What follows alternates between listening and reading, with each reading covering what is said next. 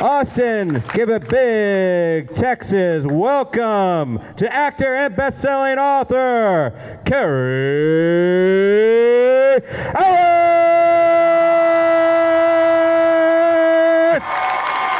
Hello. Hi, Austin. How are you? Hi, Alex. Look, only in Austin do you get the choice of a chocolate or a mint when you come into a panel. That's awesome. Thank you. Thanks, Aaron. Good to see you, yes. See you. So Austin hospitality there, chocolate and mints. Yes. You can have both. We're here for 45 minutes. I love Austin. Yeah. Everybody's so nice here. You guys are all awesome, seriously. It's well, you're awesome, and we're glad that you're here. And Thank you. And you know, the thing I was thinking about is they say everything is bigger in Texas, right? So the thought that came to mind when I want to talk about you, but Yes. you worked with a larger-than-life Texas-size actor, okay? So if you'll permit me, Yeah. my first question is about Andre. Yes. Can we start there? I just as a big fan of his, big fan of yours, tell us a little bit about working with Andre. Well, everybody wants to hear about Andre because Andre was larger than life, at 7'4", 450 pounds of pure love, by the way. He was the gentlest, you hear the saying, gentle giant. Well, he really was a gentle giant. And he would have to bend down walking in through these doors. Any of these, he would actually have to bend over so he wouldn't hit his head. And so when you're that size, you have to deal with the world the way the cards have been dealt you. And his life was, although people thought, oh my gosh, it must be wonderful to be a big guy like that, his life was actually very complicated. You have to figure out, he didn't fit in any normal bed. So when he checked into a hotel, he had to get extra beds put in. He couldn't fit in any bathtub. Showers were complicated. Getting on a plane, they had to give him a whole row. His life had to be adjusted for him. And kids either loved him or ran away from him. Same with dogs, believe it or not. And so he had to put up with a lot, but he never, ever lost the sense of sweetness and gentility that he had. And he always had a smile on his face. And we had a lovely time together. We spent, obviously, a lot of time together. And I miss him to this day. I mean, really, he was just he taught me a lot of things about life. And so I'm grateful for him in many, many ways, yeah. Yeah, thank you. You guys, we all love Andre the Giant, right? Yeah. What's not to love about Andre? I didn't realize, by the way, that I had seen him as a kid without knowing it, because he was in lots of makeup. But as a kid, I saw him as in the $6 Million Man as Bigfoot. Did anyone ever see that episode? Who here saw the episode of Bigfoot? There you go, 4 of you. I love it. But I was a big, in England, when we got American TV shows, American pop culture was obviously a huge thing. And there were a certain number of shows that came over to the UK that translated very well. And of course, $6 Million Man was one of them. And you can be sure that because it was before TiVo, which you youngsters have no idea what it's like. Wow. We actually had to be in front of the television at the hour that the show started. And so your day was kind of pretty much figured out for you. The thing that should make us feel really old is the fact that there's a whole generation that doesn't know what TiVo is. No, right? There's a whole generation that don't know what record players are, or tape decks, or, right? TVs without remote controls, how about that? How about you actually had to get off the couch and change the channel? Think about that exercise right there. All 12, you lucky. I had 2. We had BBC 1 and BBC 2. It was either that or that. And my job was to hold the aerial. I was the youngest kid, so my job was my brother's going, no, a little to your left, to your left. So I actually couldn't watch the show, depending on how good the reception was. Yes. But you were able Poor me. You were able to catch that episode of the $6 Million Man. Never at least, missed yeah. $6 Million Man. Never missed Starsky and Hutch. Never missed Star Trek. Right? These were big shows in the UK because they were in color. Mm-hmm. We got color in 1967 in the UK. Before that, life was black and white. Amazing, isn't it? Well, and now Lee Majors is on the convention circuit. Have you had a chance to interact with him? I met him on an airplane. A wonderful guy. But to see him struggling with the peanuts really depressed me. Yes. Well, I mentioned in the intro Mayor Klein from A Stranger Things Season 3. Mm-hmm. Talk a little bit about you came into that role and just sort of it being a satisfying role for you to take on. Well, yes, I was a big fan of the show. My wife and I had binge watched. It was the first show we binge watched, and we didn't really know what binge watching was until we realized we had to cancel all our appointments and make excuses to people about why we couldn't make lunches and things like that. And we just couldn't stop watching it because it was just so riveting. And it wasn't just the storytelling, which is great, because the Duffer Brothers are extraordinary filmmakers and storytellers, but it was the performances, the kids. And I call them kids, but they're not kids anymore. But I'll call them the kids because it's easier. But the kids are amazing. And to watch them, including Millie, all of them, they're so natural. And I remember thinking to myself when I met them, I thought, at 14, if I'd been that focused and talented, what I could have done with my life, my God. And it took me a while. But these kids are so professional and really have their heads screwed on properly. I mean, they're really got their feet firmly planted on the ground. You think, if you're that age and becoming a massive star at that age, things can happen in Hollywood where it can get complicated very quickly. But they all are surrounded by loving families and loving friends, and so they're all genuine people. And if you get a chance on the circuit to go meet them, you should, because they really are terrific people, and you won't be disappointed. So there you have it. Well, and it's certainly worth mentioning that your films are so memorable and even for this generation, of Stranger Things, these actors. You're an icon walking onto set, Well, so I don't know about that. It's no, I mean, I think most certainly, so. How do you kind of start that conversation with them? Like, okay, hey, it's cool, kids. Like, I'm just here to work with you. Like, Well, they were very sweet. They were very welcoming and very sweet. And of course, I felt that love right away. Yeah. And it could have been awkward. It could have been very strange because being the new kid in the show, call myself a kid. That's not really fair. Being the new guy on the show, it could have been awkward where it was like, you're the outsider and you're coming in and then it's kind of a clique and you're just in for a couple of episodes or a season and whatever, and then you're gone. But they couldn't have made me feel more welcome and friendly and like family. It really is like family. And so that was lovely. Yeah. Well, you certainly added to the fabric of the show and a character that I think we all just love to hate so much. Yes, Thank you. It's like you're doing your job so well. And we're like, I hate that guy. Right? Well, and I want to throw it to the audience in a moment. You guys, again, there's the microphone right there. Get in line. Get your questions ready. But along with keeping on that Stranger Things theme. Yeah. It did bring the 80s to life, and you filmed in Atlanta and in the mall. The Gwinnett was the Gwinnett Mall. That's right.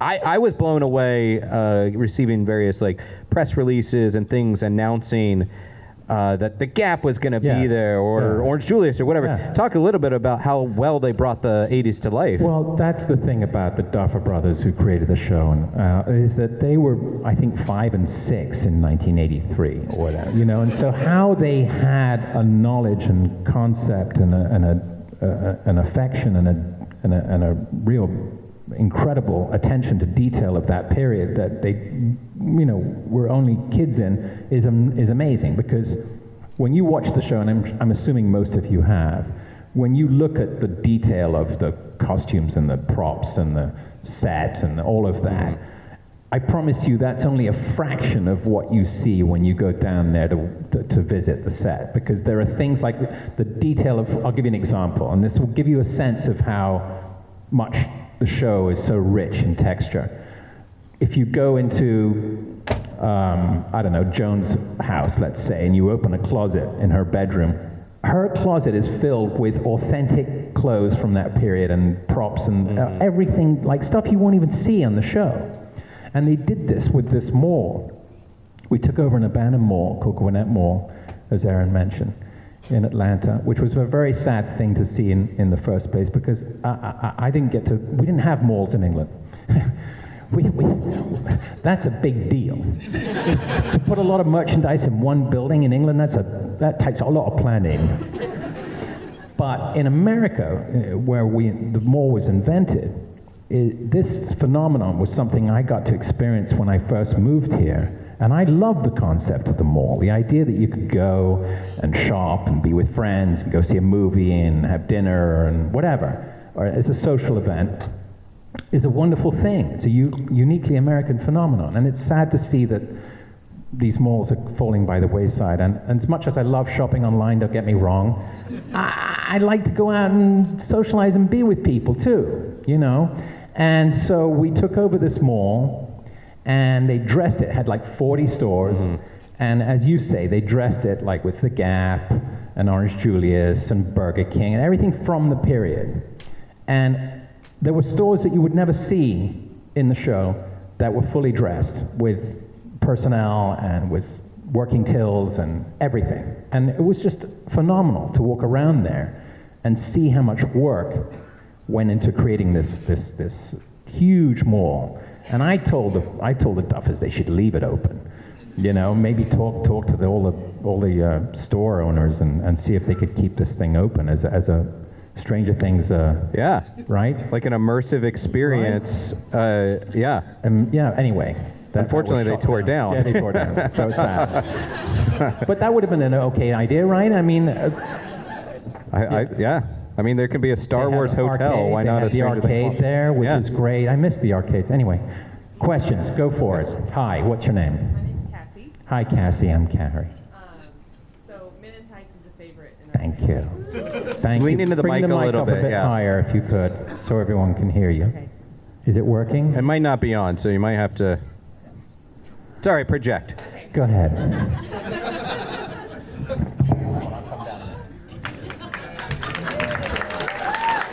Testing. There we go. Cassie, come on over here. It's like The Price is Right. Cassie, before you pick what's behind curtain number 1, take your time. You can ask friends if you want. Go ahead. All right. So Men in Tights is a favorite in our family. Yes. We quote it quite often. Thank you. My husband is also a huge fan of Dave Chappelle. Yes. Who isn't? Who's my husband? I said, who isn't? I'm just wondering if there's any favorite or fun moments that you had filming with him. Oh my gosh, with Dave in particular. Dave would improvise a lot and ruin takes just ruin them. And I don't know where all that footage is, but there's a lot of ruined footage of him doing his own stand-up. And Mel thought that was great. But then after a while, he'd be like, why don't we try one where you just say the lines?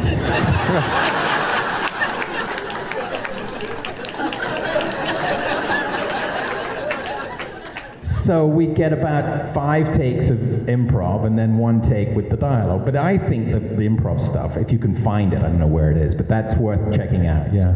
Thank you, Cassie. Nice to meet you. Thank you. Great t-shirt. Come on over here, Obi-Wan. How are you? What's your name? I'm Walter. Hi, Walter. I'm Cary. Nice to meet you. Come on over here, Walter. This is Walter, everyone.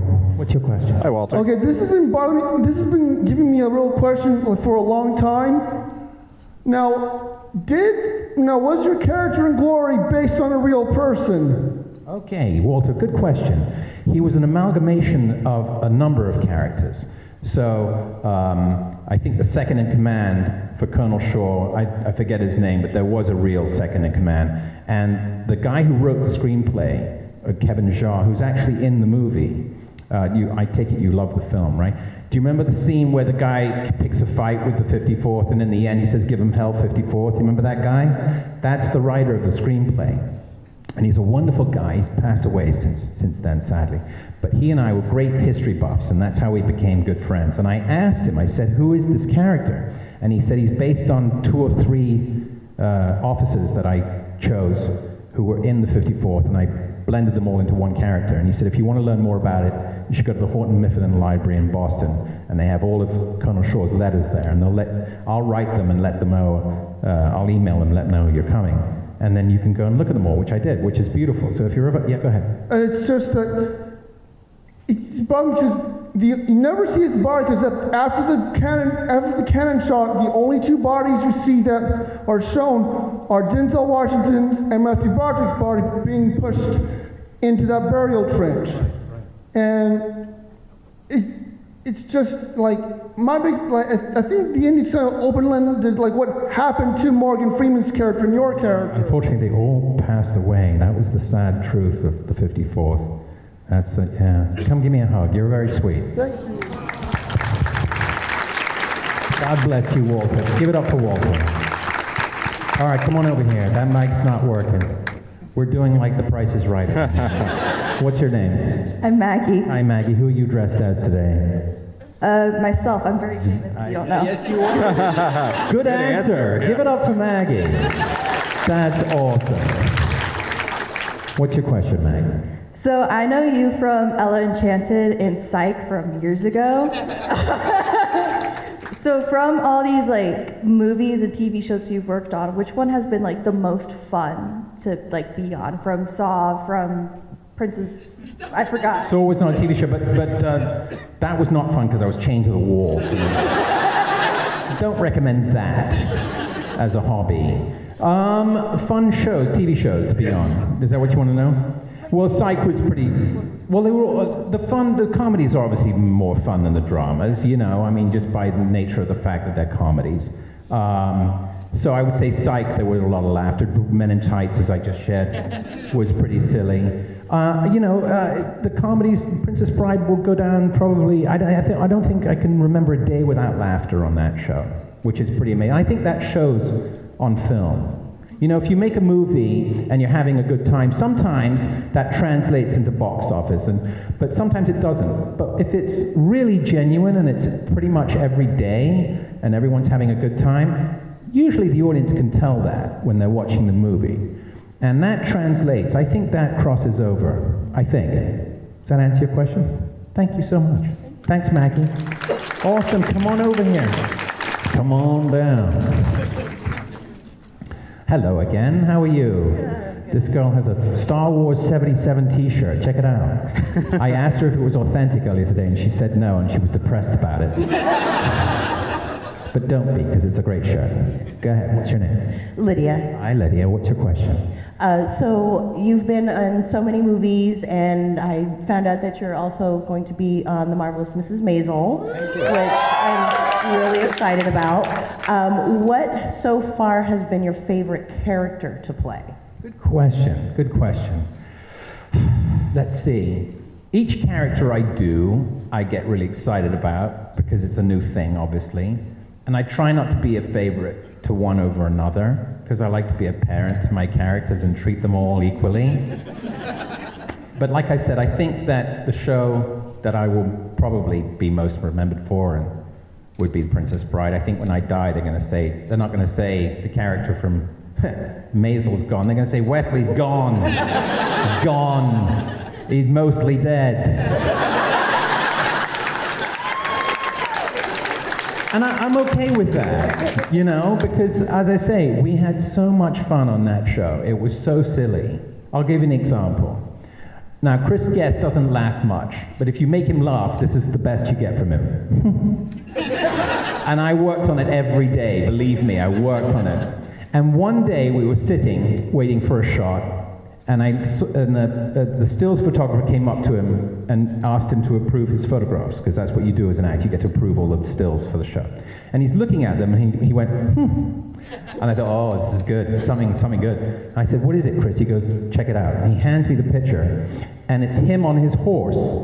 And I go, yeah, what? He goes, check out the horse. And I look closely, and the horse has got massive buck teeth. And he goes, that's so appropriate for Rugen to have that horse. And of course, it was. So if you go back and look at his horse, he's got huge buck teeth. It's great. Anyway, thank you.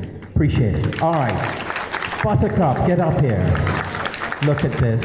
Aren't you sweet? What's your name? Hayden. Hayden. How about this, guys? How beautiful is that? Did you make that yourself? She made it herself? Yes.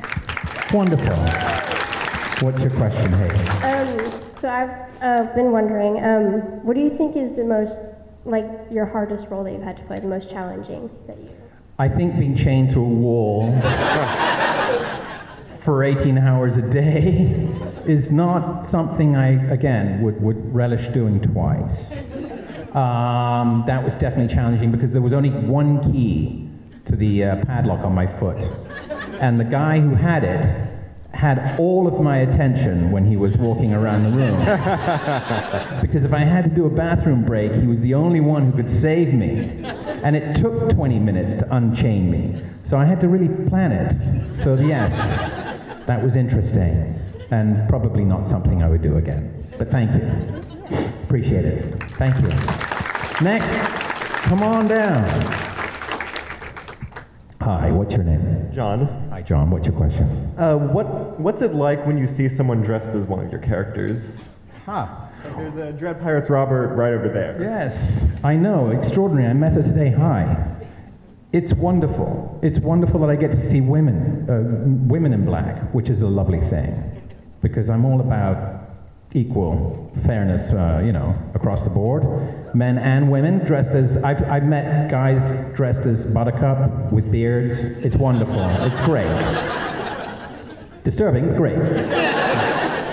But yes, it's a wonderful thing. Look, this film has become bigger than all of us. It's a phenomenon, and I think I speak for everybody involved with the project when I say that we are so grateful that all of you have taken this film and turned it into the phenomenon that it is today, because honestly, I wouldn't be standing here with you if it weren't that weren't the case. So on behalf of everybody, I want to thank all of you for your support of The Princess Bride. Thank you. Thank you.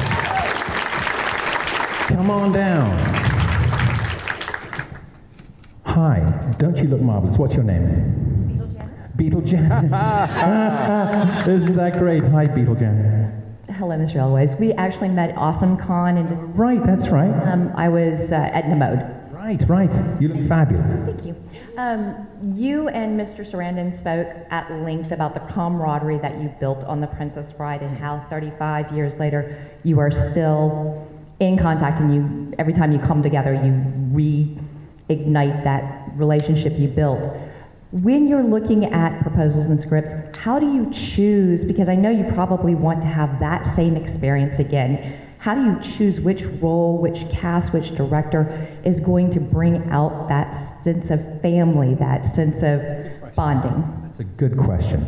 You never know when you sign on to a project, obviously, what it's going to be like. The director usually sets the tone.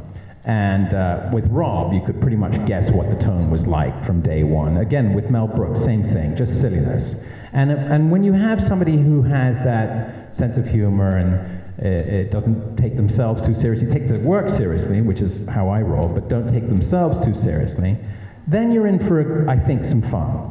But if you have, there are times when you'll work with a director who's got some dirty laundry they want to bring to work and share with everybody, and that's always fun. Not.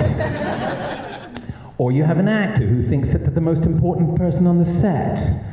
That's always fun. Not. And so there are variations and things that can happen that can turn a perfectly wonderful experience into something that's not so fun. But you know what? I don't focus on that. I just focus on going in and having the best time I can have, and making sure that everybody has a good time around me, and that they hopefully will remember me in a good light rather than a negative one. And that's pretty much how I roll, you know? Yeah. Thank you. Appreciate it. Thank you.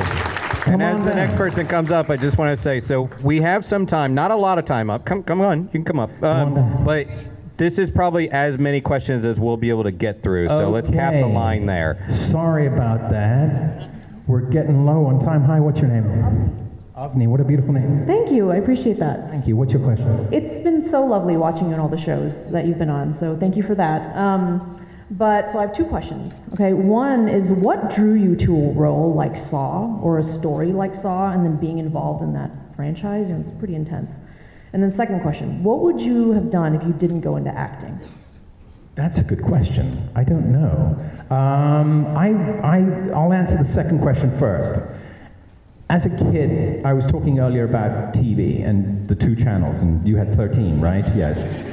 The 2 channels were essentially my life growing up as a kid, and I really, really thought that that box was a magic lantern, and I had to get inside it somehow. And because everybody looked like they're having such a good time, especially watching comedies as a kid. And I thought, if I can get inside there, it looks like that would be a lot of fun. So I made that my focus as a kid.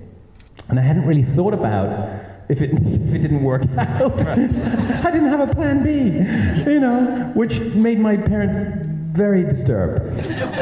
But I told them, look, if it didn't work out, I'll pay them back for all the acting classes and everything like that. And they were in the end, they were very cool about it. But at first, obviously, there was some consternation. But I applied myself. I went to school, I studied, I did all the homework that I needed to do. I read a lot of books. I read books about my favorite actors and studied them. And so I'm lucky in that sense. But how do I pick a role like Saw? Okay, so Saw was unusual in that James Wan and Lee Whannell, who came up with the idea, Lee Whannell wrote it and James directed it, were 2 kids out of Melbourne, Australia. I'll make it quick, there's a long line. But they really were very focused on what story they wanted to tell and the style in which they wanted to tell it. And James showed up with an artist's book filled with drawings that he'd done himself, beautiful watercolor drawings of the sets, of the costumes and the pig outfit and the mask and the whole thing. And the attention to detail that they had was so phenomenal that I knew that this was going to be an unusual film. And they had very little money. They'd shot a little short with Lee Whannell wearing the reverse bear trap, and I watched that, and it was shot exactly how they were going to shoot it. So they were very specific in the style in which they wanted to tell their story. And I knew it was going to be different, so that's what made me pick that. But usually, my criteria for doing a job is, would I like to see that show or film, even if I wasn't in it? Yeah? And so that's usually that's how I pick. Yeah. Thank you. Cool. Nice to meet you. Thank you. Long-winded answer. Sorry. Come on down. And let's keep it to 1 question per person, please. Hi, what's your name? Hi, Anne. Come on over here. Don't be scared. Hi. Hi. My question is, if today they make a lot of remakes, do you think they would or should make a Princess Bride remake? No. What do you guys think? No. I think that answers your question. I actually responded to that on Twitter, and I got, yes, no, don't worry, you shouldn't do that, don't worry. You don't need to get involved in that. If you can avoid it, it's probably a good thing. A sequel, no sequel, no. No sequel, it's best left the way it is, I think, right? Yes? There you go. Thank you, thank you. All right, come on down, who's next? Hello. Hi, what's your name? Dory. Hi, Dory. Nice to meet you. Nice to meet you. My question got taken, so I have to come up with a new one. But I was going to say, you played heroes, you played villains, you played comedy, drama. What's your favorite to play and why? I don't pick one over the other genres. It's just how the role speaks to me. If I think I can bring something to the part, if I think I can definitely make it interesting and different, that's usually, like I said, the criteria for me. And again, would I see the project on my own? even if I wasn't in it. But I picked the parts because if they're challenging, really, for me. I don't want to do anything that's too easy. Like I got offered a bunch of swashbuckling movies after Princess Bride, and I turned them all down. I said, what am I going to do sword fighting again for? Done it. Been there, done that, got the t-shirt, we're done. But I want to challenge myself because I think that's how you grow, both as an actor and as a human being. So that's what I want to do. Thank you, Doreen. Nice to meet you. Come on down. We're keeping it quick, Aaron. Sorry, I know. I know I'm the bad cop. Sorry, guys. No, there's another panel waiting. So we're keeping them waiting. Hi, what's your name? Alex. Hi, Alex. I'm Cary. What's your question? So I love your live action, but I've also noticed that you have done some Studio Ghibli movies. How was that? Oh, thank you. Thank you. Whisper of the Heart. Yes, okay. And The Cat Returns. Yes. Studio Ghibli, this is for those of you who don't know, there's a wonderful animation studio. It's called Studio Ghibli in Japan. Yes, there you go. A bunch of you are there. And Miyazaki is one of the great artists of all time. And I was thrilled to get that call because they wanted me to come and do the voice for the English version of the movies. And of course, because they're originally in Japanese, they said you can't distort the mouth or anything. You have to find dialogue that fits with what's already been drawn. So that was a challenge, and we came up with some wonderful stuff, and it was fun to do. Beautiful films, and I haven't shared them with my daughter yet, but I'm looking forward to it. Yeah. Thank you. Of course, thank you. Nice to meet you.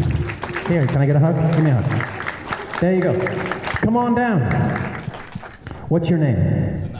Alan, this is Alan. What's your question? I'm from China, and in China, nobody heard about this Princess Bride. What? Yeah, I know. And I came to the U.S. I was like, we need to get on the phone with Beijing now. Yeah. I recommend this movie to all my friends. Thank you. So I also heard your As You Wish, the audiobook, the book. It's amazing. If you haven't read that, yeah. I'm going to hire you as my publicist. You're wonderful, Alan. What's your question? So my question is, from the book you mentioned you broke your leg. Foot. My toe. Yeah. My toe. Broke your toe on ATV accident. Yes. Ever since then, have you ever done that? Ever since then? On the ATV. Have you read ATV? That was the first and last time I set foot, any foot, on an all-terrain vehicle. Yeah, no, I learned my lesson the hard way, Alan. Yeah, for those of you who don't know, I broke my big toe fooling around on Andre the Giant's all-terrain vehicle. That was the only way he could get around the set. And he taunted me every day. He would come across while I was shooting a scene on this loud thing and ruining takes and everything, coming up to me going, "You want to try my toy?" Like, I'm Andre, I have to shoot a scene right. And he'd just take off, come back, and then 2 minutes later go, "You know you want to." And I stupidly got on this thing I had no business being on. Went over a rock, long story short, broke my big toe. 1 week into filming. And we hadn't shot any of the sword fight stuff yet. So it was a lesson learned. Never went on one again, Alan. But thank you for that question. Thank you. Come on down. We can take pictures. Come on. Hi, how are you? What's your name? Hi, Ashlyn. What's your question? My question is... Was that Mom taking a picture? How cute. No, I think she was with Alan, and then they left. It was all about Alan on that one. What's your question, Ashley? My question is, what was your favorite scene in Princess Bride? Oh, you're very sweet. Do you like that film? Cool. How old are you? 12. Right on, my daughter's 12. My favorite scene, it's like I told someone else earlier today, there wasn't a day without laughter on that set, Ashlyn. So there really isn't one particular scene I can pick over another. But if I had to pick one, I would say the one we most laughed at, I think, was the albino. And that was a wonderful actor called Mel Smith, who's no longer with us. And I didn't know he was coming down and doing all that stuff with the, torture and all that thing he did. And he had a giant sore on his face, which had killed me. And I couldn't look at him while I was doing the scene because he was so silly that I was ruining his takes.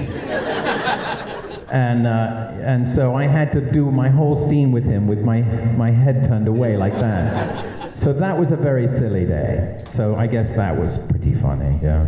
Thank you, Ashlyn. You're very sweet. Nice to meet you. Give it up for Ashlyn. Hi, come on down. Hi, what's your name?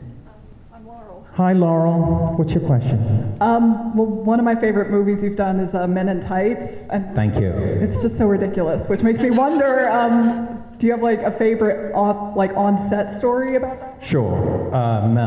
Mel, a laugh a minute. Mel, who was dressed as a rabbi for the most of the shoot. So being directed by Mel Brooks dressed as a rabbi should tell you all you need to know about the atmosphere on that set. So he came up to me one day, and I hadn't done any rehearsals for the archery scene, and I was supposed to get a bullseye. And we didn't have CGI. He was like, "You're gonna get a bullseye." I'm like, "Really?" He goes, "Yes, and we have to shoot it before lunch." I go, "But that wasn't, it's on the schedule for next week." He goes, "Oh, we're moving it forward, moving it up. I said, "But Mel, I haven't had any training. I haven't met with the archery guy, the stunt guy to teach you." He goes, "Don't worry, you'll get it. He was always positive about everything being fine, you know? So we go to shoot the scene, and the stunt man comes up and goes, "Well, you know, it's 50-50. You're either going to get it or you're not." And I'm like, "Gee, thanks." So Mel's like, "Okay, let's shoot." So now I shoot the first arrow, and it goes somewhere into, I don't know, Calabasas, from where we are in Sherman Oaks. And then I shoot another one, and it goes in the ground. I shoot another, it goes in a tree, and I think one hit a cat, I don't know. On the 5th take, Mel comes up to me and goes, "No pressure, but everybody's hungry."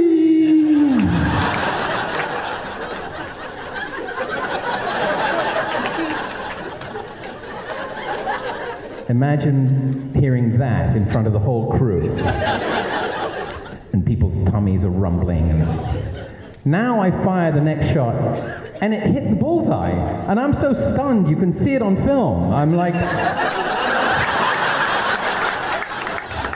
And as soon as I got it and said the line, Mel's like, "That's cut, that's lunch." And that was it. So yes, that was pretty much how it was with Mel Brooks. Thank you. Come on down. Hi, what's your name? Liberty. Hi, Liberty, I'm Cary. What's your question? So my school, we're doing a production of The Princess Bride. Right on. Yeah, for our fall play. Do you have any tips I could tell the lead roles? Oh, you're so sweet. Are you going to be involved in it? I'm unfortunately going to a wedding when the That's a good thing. A wedding is a good thing. Marriage. Marriage is a good thing. You want pointers for your friends who are in the show? Yes, please. Have fun. I think that's the most important thing you could tell folks who want to get involved in entertainment, because most people tell you, like acting teachers or your agent or directors or producers are like, "Yeah, God, it's going to be a good day, you'll be fine." But no one ever tells you just to have fun. Mel Brooks would do that, Rob Reiner would say that, but very few directors do, and I think that's the most important thing, is to have fun. And so I would say that to your friends. Have a good time. All right? Enjoy your marriage. Take care. Come on down, last question. Hi, what's your name?